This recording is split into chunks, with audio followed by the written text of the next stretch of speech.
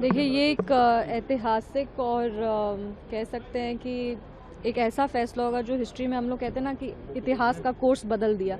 ये एक ऐतिहासिक निर्णय है और हमारी सरकार, हमारे यशस्वी प्रधानमंत्री श्री नरेंद्र मोदी जी हमेशा महिला सशक्तिकरण का, महिला विकास का वो बात करते हैं और वो हमेशा कहते हैं कि नारी शक्तिकरण से अब हम लोग को उठ करके नारी नेतृत्व की ओर जाना है। तो नारी सशक्तिकरण का बहुत बड़ा हिस्सा जो है वो हम लोग पूरा कर आए हैं। अब हम लोग नारी नेतृत्व की ओर जा रहे हैं, जहां हम देश के साथ साथ पूरे विश्व को उदाहरण देना चाहते हैं कि भारतीय नारी की क्षमता और ताकत क्या है, और इसके लिए हम लोग लीडर्स तैयार कर रहे हैं। बिहार में भी माननीय मुख्यमंत्री श्री नीतीश कुमार जी ने महिला आरक्षण लोकल गवर्नमेंट में दे करके बहुत सारे लोकल लेवल पे विमेन लीडर्स को तैयार किया गया था।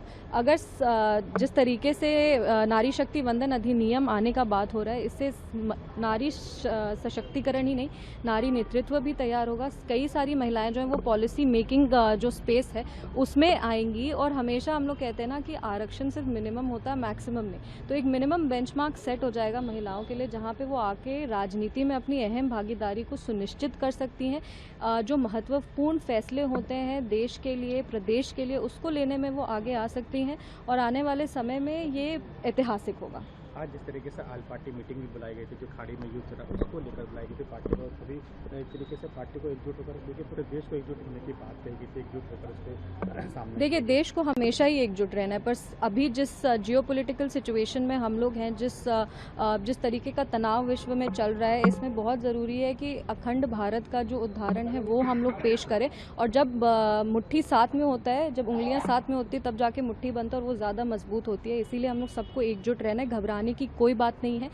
हमारे यशस्वी प्रधानमंत्री श्री नरेंद्र मोदी जी और जितने भी हमारे माननीय मंत्रीगण हैं, उन्होंने सब ने सदन में ये सुनिश्चित किया है कि डरने की कोई बात नहीं है, घबराने की कोई बात नहीं है। ब्लैक मार्केटिंग के खिलाफ भी हमारे प्रधानमंत्री ने कहा है।